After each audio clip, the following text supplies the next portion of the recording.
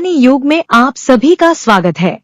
यह कहानियों का युग है, तो आइए चलते हैं इस युग में और कहानियों का आनंद लेते हैं। 9 साल का अयान बहुत ही जिज्ञासु और होशियार बच्चा था।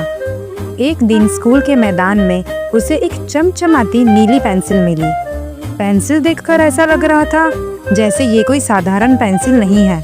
अयान ने उसे उठाया और अपने बैग में रख लिया।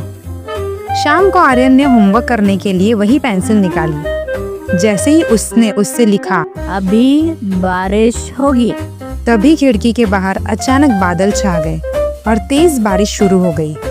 अयान हैरान रह गया। उसने दोबारा लिखा, मुझे चॉकलेट चाहिए। तभी उसकी मम्मी उसके कमरे में आई और एक चॉकलेट बार थमाकर चल दी। अयान को समझ आ गया कि ये पेंसिल सच में जादुई है। अगले दिन अयान ने अपने दोस्तों को पेंसिल के बारे में बताया। उसके दोस्त राहुल और काव्या को यकीन नहीं हुआ।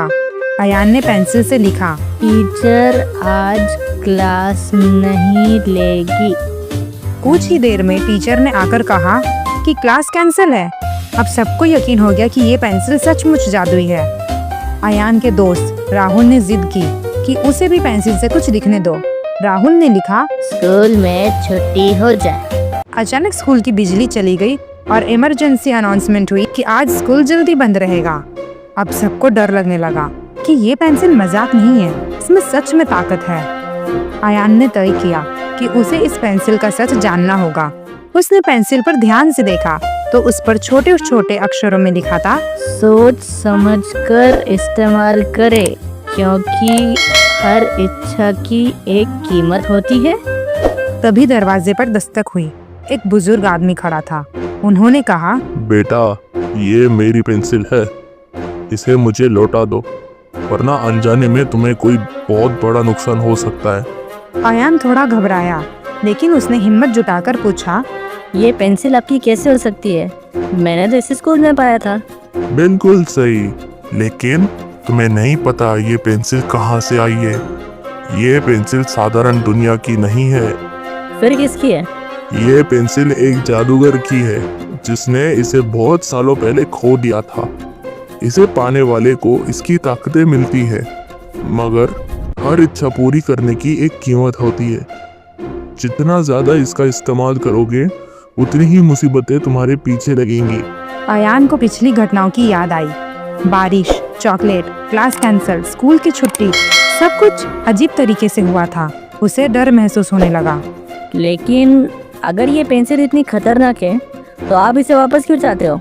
क्योंकि मैं पेंसिल को उस जादूगर तक लौटाना चाहता हूँ, ताकि इसकी ताकत को काबू में रखा जा सके। अगर ये गलत हाथों में चली गई तो बहुत तबाही मचा सकती है। अयान उलझन में था। उसे बाबा की बातों पर पूरी तरह भरोसा नहीं हो रहा था। तभी उसकी दोस्त काव्या ने कहा, पर अगर ये जादूगर की पेंसिल है तो वो खुद क्यों नहीं लेने आए? बाबा थोड़ा झिझके। वो इस दुनिया में नहीं आ सकता, मैं उसका दूत हूँ। आपके पास कोई सबूत है? बाबा चुप हो गए। तभी अयान को ध्यान आया कि ये पेंसिल तो सारी इच्छाएं पूरी करती है, और वो तुरंत पेंसिल उठाया और उसने लिखा, सच सामने आ जाए।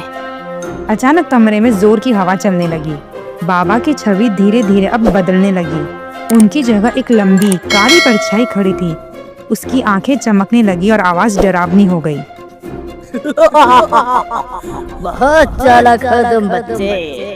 हाँ, मैं उसी पेंसिल को अपने लिए चाहता हूँ, ताकि मैं इसकी ताकत से इस दुनिया पर राज कर सकूं। अब अयान को समझ आ गया कि बाबा असल में कौन था। कोई दुष्ट शक्ति थी जो इस पेंसिल को अपने गलत इरादों के लिए चाहती थी। अयान ने बिना समय गंवाए अपने दोस्तों को इशारा किया, भागो। बाबा, या फिर यूं कहो, वो परछाई ने हाथ बढ़ाया, मगर तभी अयान ने पेंसिल से लिखा, इस पेंसिल की सारी ताकत खत्म हो जाए और ये काली शक्ति हमेशा के लिए नष्ट हो जाए। पेंसिल जोर से चमकने लगी और वो काली परछाई चिखने लगी। नहीं, तुमने ये क्या किया? अचानक पेंसिल ने एक आखिरी चमक भरी। तेज हवा आई और सब कुछ टूटकर बिखर गया। वो काली परछाई नष्ट हो गई और पेंसिल की ताकत गायब हो गई। अब वो जादुई पेंसिल अब साधारण पेंसिल में तब्दील हो चुकी थी। सब कुछ शांत हो गया था। अयान, राहुल और काव्या ने चैन की सांस ली। अगले दिन स्कूल में सब कुछ सामान्य था। क्लास चल रही थी, कोई अजीब घटना नहीं हुई। राहुल ने पूछा, तुमने वो पेंसिल क्यों खत्म कर दी? हम उससे कुछ भी मांग सकते थे। मेरे पापा कहते हैं शॉर्टकट की चीजों में हमेशा खतरा होता है। मेहनत से जो मिलता है उसकी असली खुशी होती है। हमें किसी जादू की जरूरत नहीं है, हमारी कोशिशें ही हमारा असली जादू है। क्लास में घंटी बजी और तीनों हंसते हुए क्लास में चले गए।